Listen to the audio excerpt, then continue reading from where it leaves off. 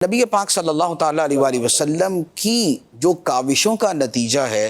وہ کائنات کے اندر سب سے زیادہ ظہور پذیر ہوا، کیونکہ بقیہ جتنے انبیاء علیہم الصلاۃ والسلام ہیں ان کے ماننے والوں کی تعداد یا علاقوں تک محدود رہی یا ملکوں تک محدود رہی، اور ان کی اپنی ظاہری زندگی کے اندر وہ اتنے بڑے پیمانے تک نہیں پھیلی کہ جسے کہا جائے کہ ایک ہیوج جو ہے وہ ایک جو ہے وہ نمبرز آف پیپل جو ہے وہ اس کے اندر داخل ہو گئے۔ جیسے حضرت موسیٰ علیہ الصلاۃ والسلام کے ماننے والوں کی تعداد بظاہر سب سے زیادہ نظر آتی ہے، ہمارے نبی علیہ الصلاۃ والسلام کے بعد، لیکن وہ کون تھے؟ وہ آپ کی اپنی قوم تھی،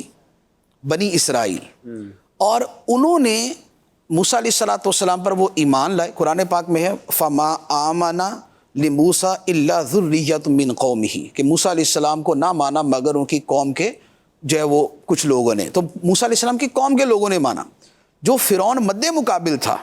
جس کے پاس آپ گئے اور جسے آپ نے پیغام دیا، اس نے نہیں مانا۔ اس کے جو ہواری جواری تھے، جو اس کے لشکری تھے، جو اس کے درباری تھے، انہوں نے نہیں مانا سوائے چند لوگوں کے یا چند جادوگروں کے۔ لیکن نبی پاک صلی اللہ تعالیٰ علیہ وآلہ وسلم کا معاملہ یہ تھا کہ آپ کی جو قوم بنی ہاشم اور قریش تھی، اس کی بھی بہت بڑی تعداد، بلکہ تقریباً ساری تعداد مسلمان ہوئی، اور پھر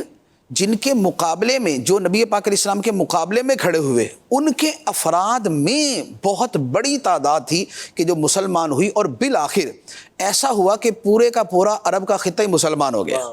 جیسے طائف والوں کا جو معاملہ ہے یہ ایسا ہی ہے نا، جیسے موسیٰ علیہ السلام کے سامنے فرعون تھا، نبی پاک علیہ الصلاۃ والسلام کے سامنے ابو جہل کے ساتھ جو سردار تھے وہ تھے، لیکن ان میں کتنے بعد میں مسلمان ہو گئے۔ ادھر طائف والے تھے جنہوں نے کتنا جو ہے وہ تنگ کیا، ظلم کیا، لیکن بعد میں کیا ہوا کہ پورے کا پورا طائف ہی مسلمان ہوا۔ اسی طائف سے بعد میں یہ محمد بن قاسم ہے کہ جن سے آگے پھر یہ ہم مسلمان یہاں بیٹھے ہوئے کہ ہمارا جو ہے وہ ہندوستان یہاں پر مسلمان ہوا۔ تو نبی پاک صلی اللہ تعالیٰ علیہ وآلہ وسلم کے جو آپ کی کاوشوں کے نتائج ہیں،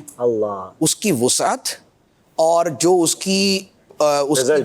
کے ریزلٹس اور جو اس کی یعنی یوں کہہ لیں کہ ڈیوریبل ہیں، جو جتنی پائیداری ہے وہ بقیہ سب سے زیادہ ہے۔ ہمارے سلسلہ کا نام بھی ہے نا، عالم تیرا پروانہ، آقا کا سارا عالم ہی پروانہ۔ اچھا، اس میں ایک اور چیز بھی ہے، مثال کے طور پہ تعداد کے اعتبار سے آج بھی کہا جاتا ہے جی عیسائی دنیا میں سب سے زیادہ،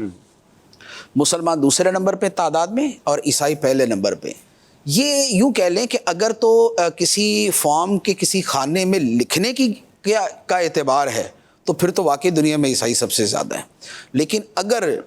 کلمہ پڑھ کے نبی کو ماننے والے اور اس کی کتاب کو ماننے والے مراد ہیں تو پھر مسلمانوں کا کوئی مقابلہ نہیں۔ پھر سب سے بڑی تعداد مسلمانوں کی ہے۔ ریلیجن تو سب سے بڑا اسلام ہی ہے۔ پریکٹسنگ تو یوں کہہ لیں کہ آپ نماز، روزہ، حج، زکوٰۃ، تلاوت اس پہ لے جاتے ہیں نا، میں تو ایمانیات کے اعتبار سے بات کر رہا ہوں، یعنی پریکٹسنگ کے اندر بھی مسلمان نمبر 1 ہے، لیکن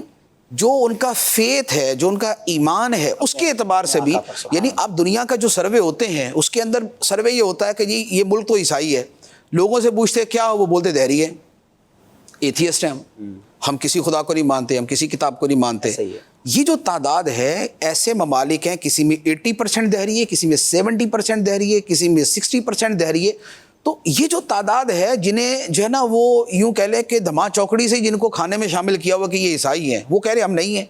تو لہٰذا وہ تعداد تو ویسے ہی مائنس ہو جاتی۔ اس اعتبار سے اب اگر تعداد کے اعتبار سے بھی دیکھیں تو نبی پاک صلی اللہ تعالیٰ علیہ وسلم جو سب کے بعد میں تشریف لائے، آخری نبی ہیں، سب کے بعد میں تشریف لائے، اور آپ کا جو عرصہ ہے اعلان نبوت کے بعد کا وہ بھی جسٹ 23 ایئرس، 23 سال کا عرصہ ہے، جس میں پہلے کے 13 سال جو ہے وہ بڑے ایک محدود مصروفیات کے اندر اور مشکلات کے اندر گزرے، تو بعد کے 10 سال باقی بچے۔ ان 10-11 سالوں میں اور پہلے والے سالوں کے اندر یہ وہ عرصہ ہے کہ جس کا یہ نتیجہ اور جس کا یہ پھل جو ہے یہ اس وقت سب کو نظر آ رہا ہے۔ سبحان اللہ، سبحان اللہ۔ تو یہ ذمہ داری کی کمپلیشن ہو جاتی ہے تو پھر انبیاء کرام علیہ السلام دنیا سے ظاہری طور پہ پردہ فرماتے ہیں۔ ہاں، ان کا یہ ہوتا ہے کہ جب وہ اپنا کام مکمل کر لیتے ہیں تو اس کے بعد پھر رب کی بارگاہ میں ان کی واپسی ہوتی ہے، اور اب وہ یہ ہے کہ مثال کے طور پہ کسی پہ کوئی بھی ایمان نہیں لایا تو وہ تو پہلے دن بھی نہیں لایا تھا اور 40 سال بعد بھی نہیں لایا، تو پھر کب ہوا کہ انہوں نے اپنا کام پورا کر لیا؟ اگر کسی کا بھی ایمان نہ لانا کام کی تکمیلی تھا وہ تو پہلے دن ہی ہو گیا تھا۔ تو پھر یہ ہے کہ انہوں نے جو ان کو اتمام حجت کے لیے کہ بھئی آپ نے خدا کا پیغام پورا پہنچا دینا ہے، ہر طریقے سے سمجھا دینا ہے، ہر طرح کے دلائل دے دینے ہیں، معجزات ان کے سامنے ظاہر کر دینے ہیں، قوم کی اکثریت کے سامنے آپ نے اعلان حق کر دینا ہے۔ جب یہ سارے کام مکمل ہو جاتے ہیں تو یہ تکمیل ہو جاتی ہے، اب اس کے بعد پھر ان کی رب کی طرف واپسی ہوتی ہے۔